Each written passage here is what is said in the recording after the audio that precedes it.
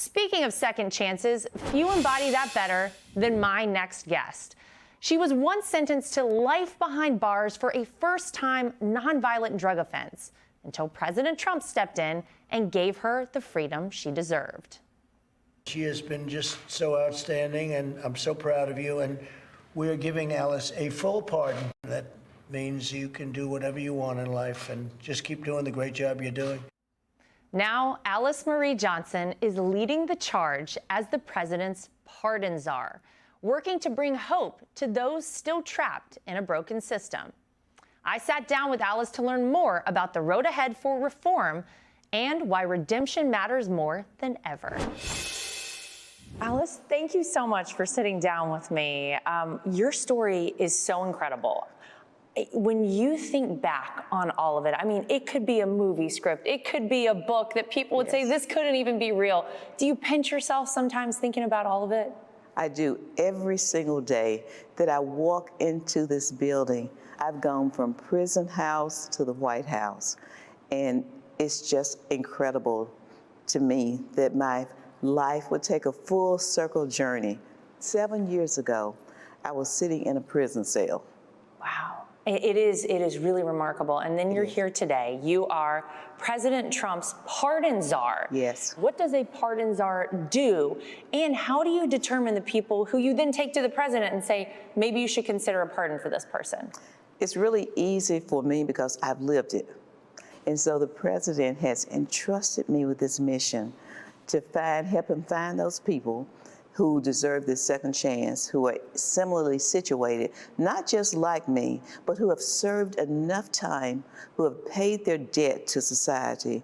Plus, there are those who have been, I'm going to say, the victims of lawfare, the same way our president was. You were a first-time nonviolent offender. Yes. And you were given a life sentence without the possibility of parole. Were you prepared for that sentence? And did you feel at all that what you had done warranted that? Absolutely not. I was not prepared for it, and I definitely did not think that it was warranted. Never been arrested before, never was criminally minded. Just a bad situation came into my life where under duress, I made a very bad decision to become involved in something that I didn't think it would lead to this.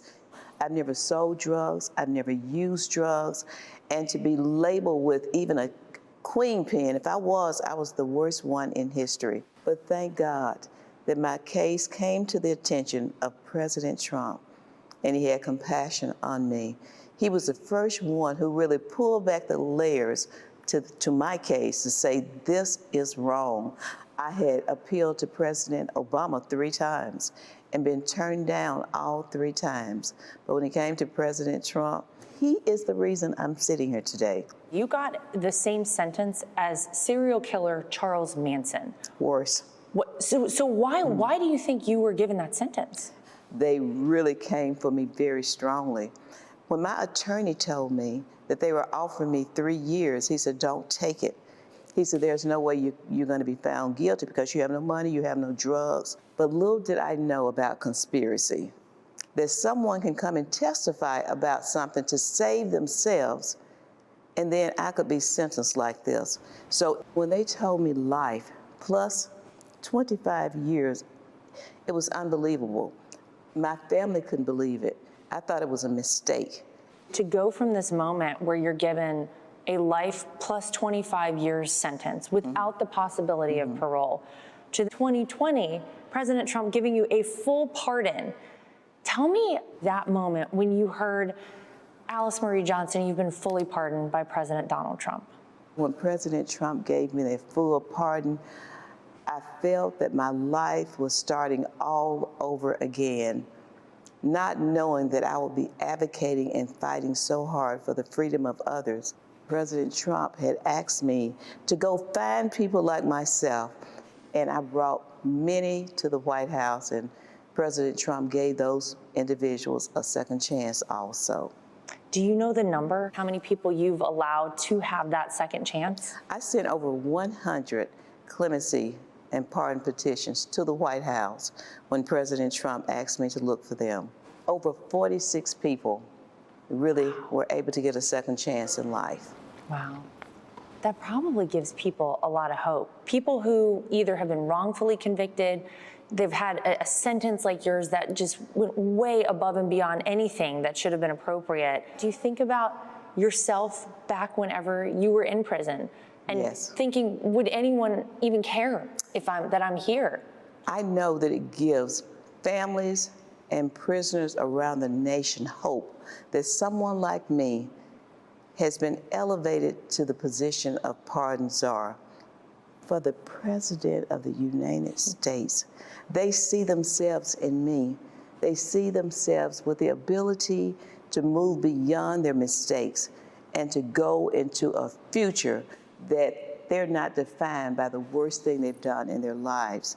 I really represent what America is about, second chances, the grit to come back even stronger as a nation, that we've gotten beyond our mistakes from our past. We've learned from them. We have grown from them. We are not a perfect nation. We are an imperfect nation, striving for excellence, striving for the ability to be a beacon to the rest of the world. Would your story have been possible in any other country? No, absolutely not. Only someone like President Trump could make my story possible. We needed someone right at that moment, and in this time we're in now, who has the courage to make right decisions. And there are so many others who are serving long, unnecessary sentences, who pose no safety risk and who have rehabilitated, who deserve that second chance. What would be your hope over the next 4 years while President Trump is in the White House, while you are his pardon czar? There are laws that have to be changed because even in my position, I'm not going to be able to find everyone. I am going to find as many as I possibly can find, but I'm also going to be advocating and looking at the things that are out there on the law, on the books that need to be changed, but to also do what the president has entrusted me to do, and that's find those individuals who need that second chance, those individuals who had lost hope in a system that was totally corrupt. We now know it's not about how much money you have. If you have a corrupt system in place, there is no one safe. For those people out there who might just be in a dark place of their own, what is your message of hope to anybody who's facing something really tough right now? The message I will give to them is the sun is going to shine again. Don't make a decision in your life based on a dark time in your life. I want to just tell you about an amazing young man who was caught in a prison called addiction. He's someone who I'm advocating for. But this young man had committed different crimes, petty crimes, misdemeanors. They were all related to his addiction. But he's been clean for 14 years now. He's gone on to get his degree from Columbia, a bachelor's. Wow. And now he's about to graduate from Yale University. And he's someone that I'm looking at for a full pardon because he needs that ability to pass his bar and to practice law. And he's someone that will be a beacon of hope for those caught in addiction. There are so many cases that I've been looking at and reviewing that I'm hoping that these people will get a second chance. And I think that these individuals will give hope to others the same way I've given hope, that someone sees you, someone hears you, and that someone understands. Alice's passion is inspiring, but she's not the only one fighting hard to change our system. Savannah Chrisley went from TV personality to prison reform advocate, and she joins My View next. Hey, Sean Hannity here. Hey, click here to subscribe to Fox News YouTube page and catch our hottest interviews and most compelling analysis. You will not get it anywhere else.